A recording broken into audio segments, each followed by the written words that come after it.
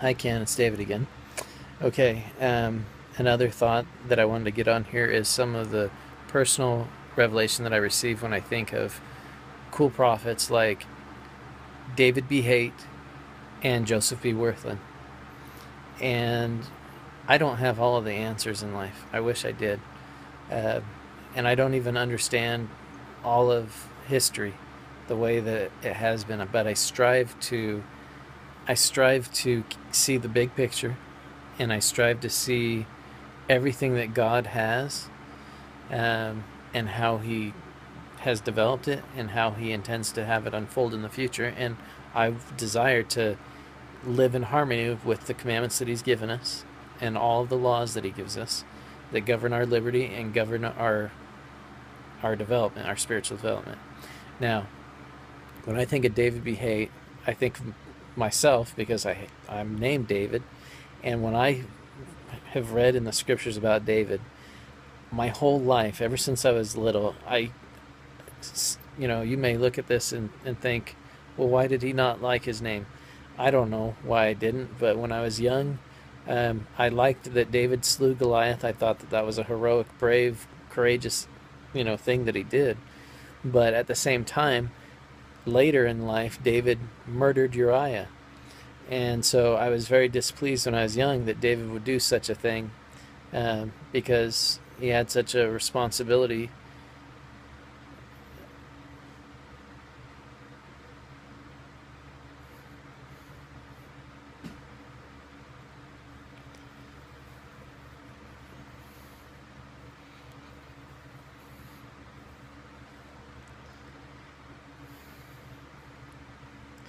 Because he had such a responsibility before his people that he would do such a thing. And so for myself, I didn't like that.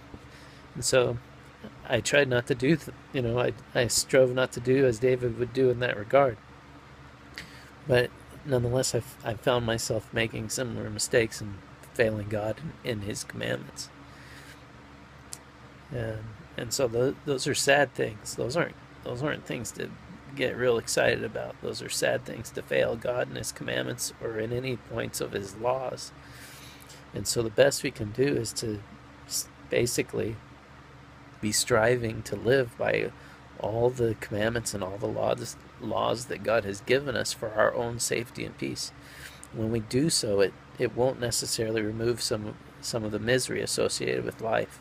But if we can not strive to not fail God, then it can make things somewhat better. But again, it doesn't necessarily remove some of the misery associated with sin. And so we want to strive to do our very best. So those are some of the things I think of when I think of David B. Haight. I think of, in a way, I hated David, but I've learned to appreciate David, and I'm grateful for what David did. But it wasn't without some spiritual development on my own and some hard personal experience that I had to go through to gain that appreciation of David. Now, I also wanted to talk about Joseph B. Wirthlin. Joseph B. Wirthlin says, "Come, follow," or Joseph B. Wirthlin says, "Follow me," and I would agree.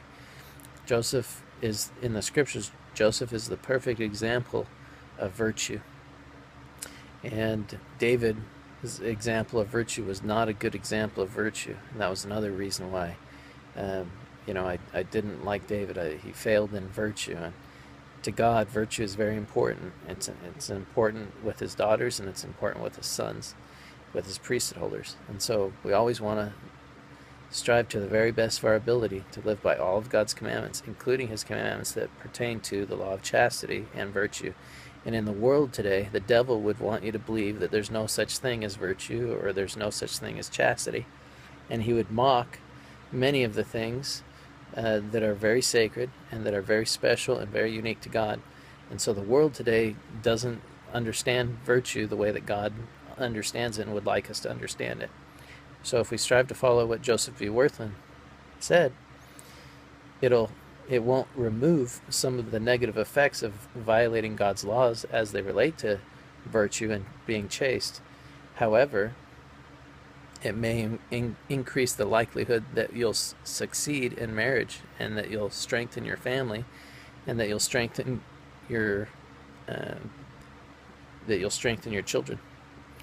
And so, anyhow, those are some thoughts on those things, and I wanted to get those on record.